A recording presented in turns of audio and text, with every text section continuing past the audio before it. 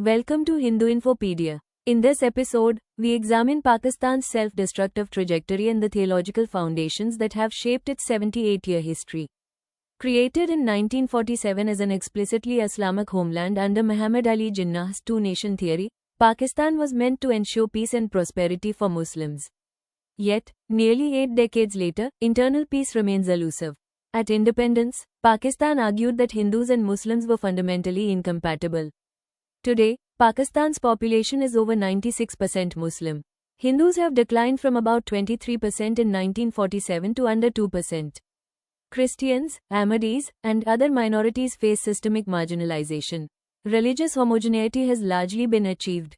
Yet violence persists. In 2024 alone, 685 security personnel and over 900 civilians were killed in militant attacks. Multiple insurgencies remain active, including Tehrik-i-Taliban Pakistan, the Baloch Liberation Army, and sectarian outfits. Sunni Shia violence continues, with Shia worshippers attacked during Friday prayers as recently as February 2026. Even Deobandi and Barelvi groups, both Sunni traditions, clash violently. The most devastating rupture came in 1971. West Pakistan and East Pakistan, both overwhelmingly Muslim, descended into a genocidal civil war.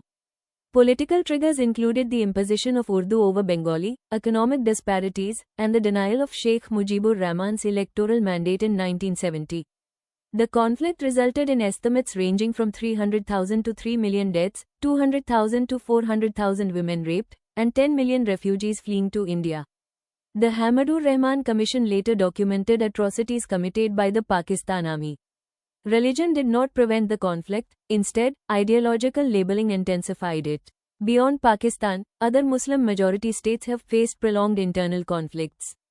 Afghanistan, Iraq, Syria, Yemen, and Libya, each with Muslim populations exceeding 87%, have experienced civil wars, insurgencies, and sectarian violence.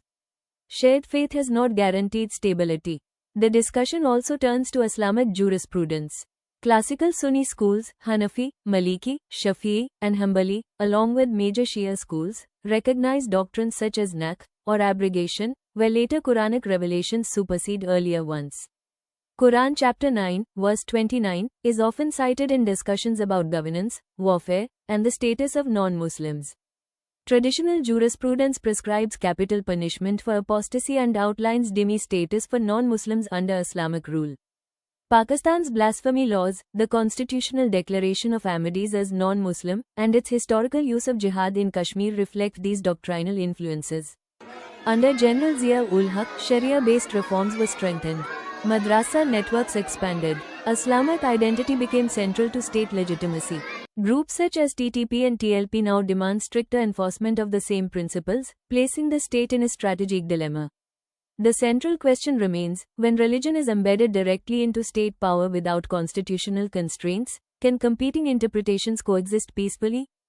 Pakistan's experience suggests that theological absolutism, once institutionalized, can intensify sectarian, ethnic, and political fractures rather than resolve them. As debates continue in 2025 and 2026, Pakistan's trajectory remains a critical case study in the intersection of theology and governance. Thank you for watching. Please like and subscribe to our channel, and visit HINDUINFOPEDIA for more in-depth analysis.